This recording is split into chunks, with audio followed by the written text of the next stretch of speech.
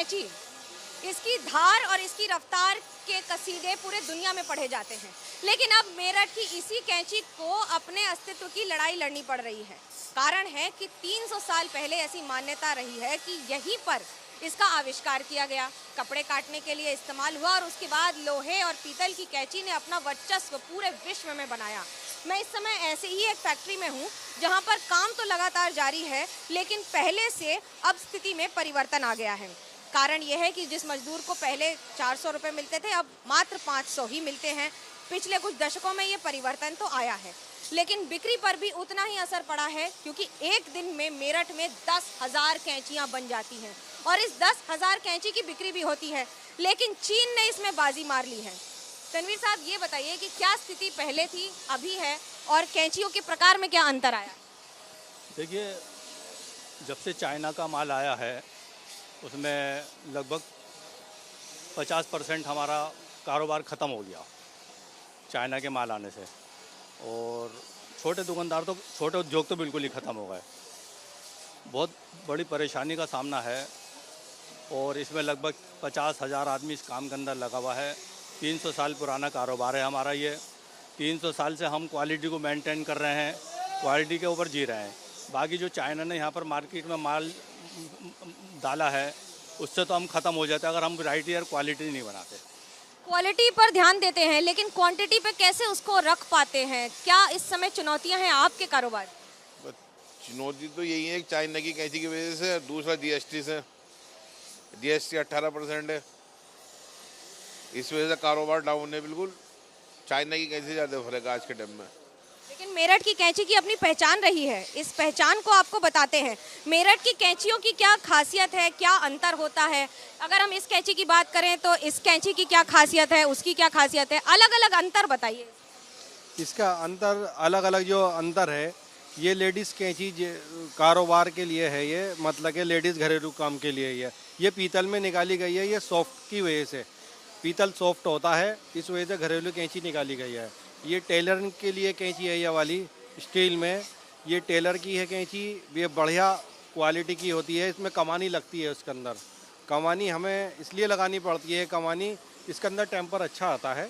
और हम जो प्रोसीजर चल रहा है हमारा अब चाइना से, चाइना ने हमें बहुत तकलीफ पहुँचाई है इसके अंदर। लेकिन मेरठ की कैंची की और क्या खासियत होती है, कैसे इसकी पूरी प्रक्रिया होती है बनाने की?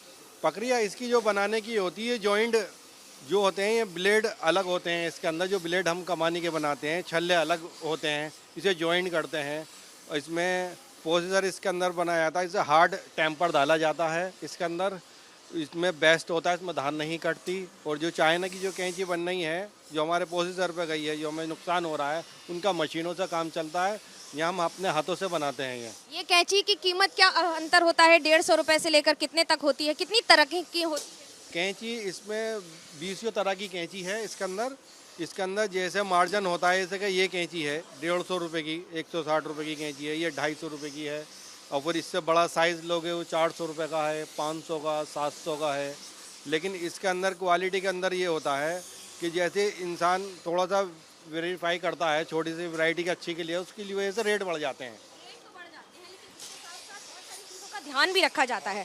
यानी कि अब आपको ये प्रक्रिया दिखाते हैं। भैया, ये क्या काम कर रहे हैं आप और इसमें क्या इसकी प्रक्रिया पे ध्यान रखते हैं आप? इस पे धार लगा रहा हूँ। धार लगाने के बाद ही ये कपड़ा काटेगी। कपड़ा काटने के काम में इसलिए आते हैं, जब तक इस पे धार नहीं लगेगी, इस पे नहीं आएगी, तब तक ये कपड़ा नहीं काटेगी। एक दिन में कितनी ऐसी कैंचियों में धार हो जाती है? एक दिन में 40 से 50 दर्जन कैंचियों पे हो जाती है। 50 दर्जन? जी।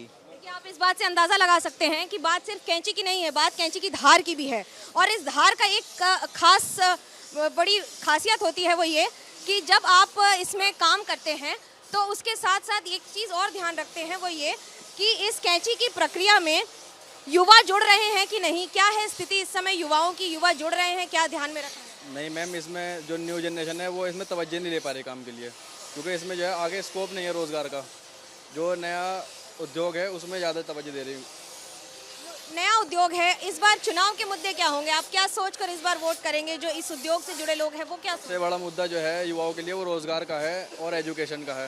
ये दो मुद्दे हैं मेन, जिस पे जो है युवाओं के लिए मेन रहेंगे। युवाओं युवाओं के लिए भी रहेंगे और कैंची उद्योग के लिए भी रहेंगे, क्योंकि इस उद्योग ने पहचान दी है मेरठ को। इन कैंचियों की खासियत ये है कि ये अलग अलग तरह की होती हैं, यानी कि 8, 9, 10, 11, 12 नंबर के नाम से इन्हें पुकारा जाता है, क्योंकि ये उनका साइज होता है, यानी कि लेंथ, लंबाई 8 inch, 9 inch, 10 inch, 11 inch, 12 inch तक, 1 फुट तक की लंबी कैंची होती है। उतना ही उसका वजन होता है। 500 ग्राम से लेकर 1 किलो तक की कैंची होती है। लेकिन इस समय वर्तमान में आप किलो की बात करें या रुपए की बात करें, मेरठ का कैंची उद्योग फिलहाल अपनी लड़ाई खुद ही लड़ रहा है। कैमरा पर्सन सूरज पांडे के साथ मनोज्ञा लोईवाल, मेरठ, एबीपी न्यूज़।